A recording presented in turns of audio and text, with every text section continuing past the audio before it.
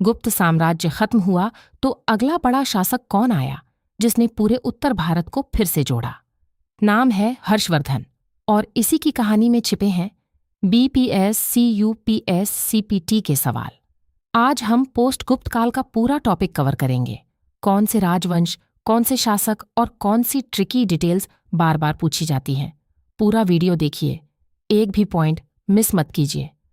तो सबसे पहले बड़ी तस्वीर समझ लीजिए। गुप्त साम्राज्य के पतन के बाद उत्तर भारत छोटे छोटे राज्यों में बंट गया।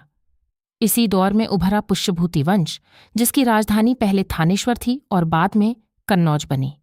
और इसी वंश का सबसे प्रसिद्ध नाम है हर्षवर्धन, जिसने 606 से 647 ईस्वी तक शासन किया। हर्षवर्धन को उपाधि मिली थी शिलादित्य। उसके दरबार में एक बहुत बड़ा नाम था, कवि बाणभट्ट, जिसने हर्ष की जीवनी लिखी, नाम हर्षचरित, और एक उपन्यास लिखा, कादम्बरी। खुद हर्षवर्धन भी एक नाटककार था।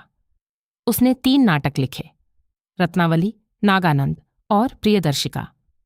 ये पॉइंट एग्जाम्स में बहुत बार पूछा जाता है, तो याद रखिए, राजा खुद लेखक था। अब सबसे मशहूर बात, हर्षवर्धन हर 5 साल में प्रयाग में एक बड़ा दान समारोह करता था, जिसे महामोक्ष परिषद कहा जाता है। यहां वो अपना पूरा खजाना दान कर देता था। और एक और महत्वपूर्ण घटना, 643 ईस्वी में कन्नौज सभा, जो बुलाई गई थी चीन से आए एक खास मेहमान के सम्मान में। कौन था वो मेहमान? अभी बताते हैं।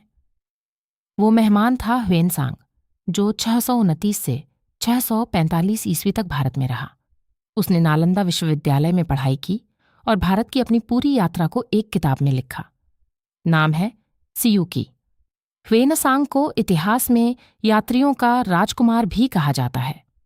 ये नाम, ये किताब का टाइटल, ये सब ऑब्जेक्टिव क्वेश्चंस में सीधे पूछे जाते हैं, तो एक बार दोहरा लीजिए। अब बात करते हैं हर्ष के प्रतिद्वंद्वियों की।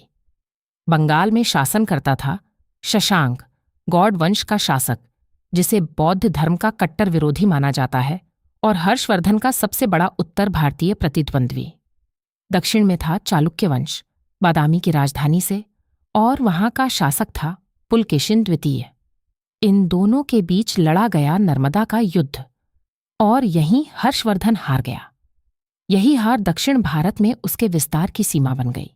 और कांचीपुरम में शासन करता था पल्लव वंश, महेंद्रवर्मन प्रथम और नरसिंहवर्मन प्रथम, जिनका लगातार संघर्ष चालुक्यों से चलता रहा।